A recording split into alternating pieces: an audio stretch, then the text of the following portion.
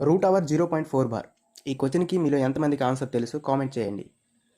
మీరు కామెంట్ చేసేలోపు నేను ఈ క్వశ్చన్కి ఆన్సర్ అనేది ఈ వీడియోలో చెప్తాను. 0.4ని మనము 4/10గా రాసుకుంటాం. ఈ విషయం మనకు తెలిసిందే. కానీ ఇక్కడ 0.4 బార్ ఉంది. ఇలా బార్ ఉండేటప్పుడు 4/10 అనేది రాదు, 9 అనేది వస్తుంది. బార్ అంటే సో అని అర్థం కాదు, ఇంకా 4s ఉన్నాయని అర్థం, కాబట్టి 9 అనేది వస్తుంది.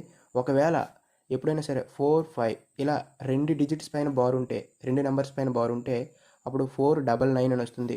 ఒకవేళ ఇక్కడ 3 నెంబర్స్ పైన బార్ ఉంటే 3 నెంబర్స్ పైన బార్ ఉంటే 4, 5, 3 999 వస్తుంది. ఎన్నింటి పైన బార్ ఉంటే అన్ని 9s అనేవి వస్తాయి. ఈ విషయం గుర్తుపెట్టుకోండి. ఇప్పుడు మనం దీన్ని సింప్లిఫై చేద్దాం. √0.4 బార్ని ఏ విధంగా రాసుకోవచ్చు?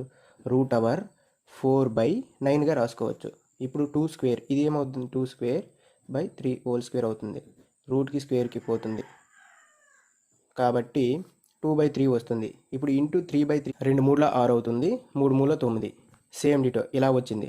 ఇలా వస్తే మనం ఏ విధంగా రాసుకోవచ్చు? 0.6 బార్గా రాసుకోవచ్చు. 6 బార్గా రాసుకోవచ్చు. కింద 9 ఉంది కాబట్టి పైన బార్ వస్తుంది. 0.6 బార్. ఆన్సర్ అనేది ఆప్షన్ బి అవుతుంది.